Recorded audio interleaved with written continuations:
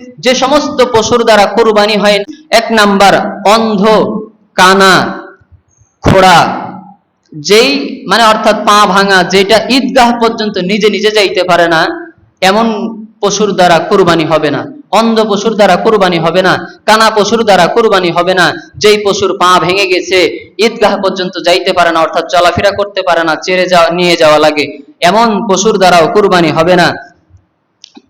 4 number হচ্ছে মূল সহ শিং ভেঙে গিয়েছে।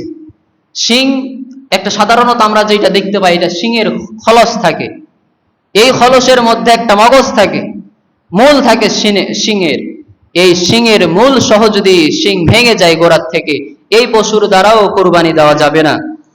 5 নাম্বার দুর্বল, এমন দুর্বল যে দুর্বল পশু ঈদগাহ পর্যন্ত নিজেই চলে যেতে পারে না, এমন পশুর দ্বারা কুরবানি দেওয়া যাবে না।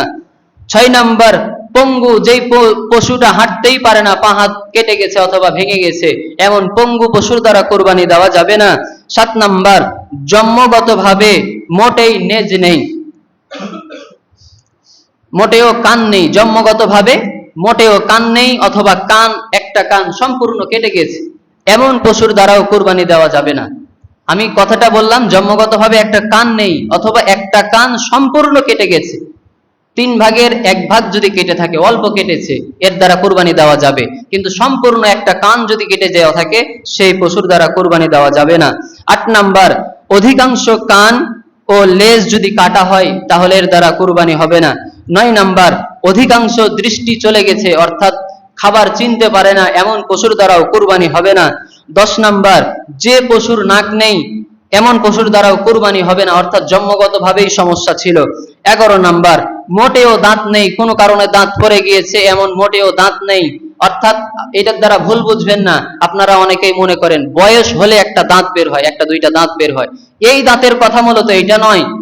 সে খাবার জন্য যে দুধ দাঁতগুলো বা আগের থেকে যে দাঁত ছিল, এই দাঁতগুলো কোনো এক অ্যাক্সিডেন্টে অথবা জন্মগতভাবে মোটেও দাঁত ছিল না, এমন পশুর দ্বারা কুরবানি হবে না। আপনারা অনেকেই বলতেছেন, হুজুর আমার গরুটা একটা দাঁতেছে, বয়স হয়ে গিয়েছে, এগুলো মাসালা দাঁতা দাঁতির মাসালা চলে না। এগুলো যদি হাটে গিয়ে গরু কিনতে যান, এই সময় দাঁত দেখা লাগে, কেননা বছর হলে দাঁত হয়, এগুলো যারা ক্রয় বিক্রয় করে গরু এরা জানে, এজন্য দাঁত দেখা লাগে।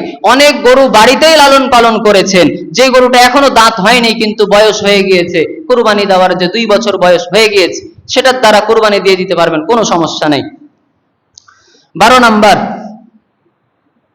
দুধের বাট নেই অথবা স্তনের মধ্যে কোনো অসুখের কারণে দুধ জমাট লেগে শক্ত হয়ে থেকে গিয়েছে, ওটা আর দুধ দিবে না, এরকম একটা ত্রুটি হয়ে গিয়েছে, তাহলে ওই গরুর দ্বারা, ওই পশুর দ্বারাও কুরবানি দেওয়া যাবে না। 13 নাম্বার পাগল জন্তুর দ্বারা, পাগল মানে প্রাণীর দ্বারাও কুরবানি দেওয়া যাবে না। অর্থাৎ পাগল বলতে আমরা কিভাবে বুঝবো, তাকে একটা ছাগলকে ঘাস দিলে সে ঘাস খাওয়ার কথা ছিল, কিন্তু সে ঘাস না খেয়ে সে হাড্ডি চাবাচ্ছে, বুঝবেন যে এটা আসলে ছাগলটার হুঁশ ঠিক না, এ পাগল হয়ে গিয়েছে, কুকুরের কামড়ে হোক বা যে কোনো কারণে হোক, এই পশুর দ্বারা কুরবানি দেওয়া যাবে না। 14 নাম্বার জন্মগতভাবে এক কান মোটেই নেই অথবা পুরোটাই কান কাটা, এটার দ্বারাও কুরবানি দেওয়া যাবে না। 15 নাম্বার সমলিঙ্গ পশুর দ্বারাও কুরবানি দেওয়া যাবে না।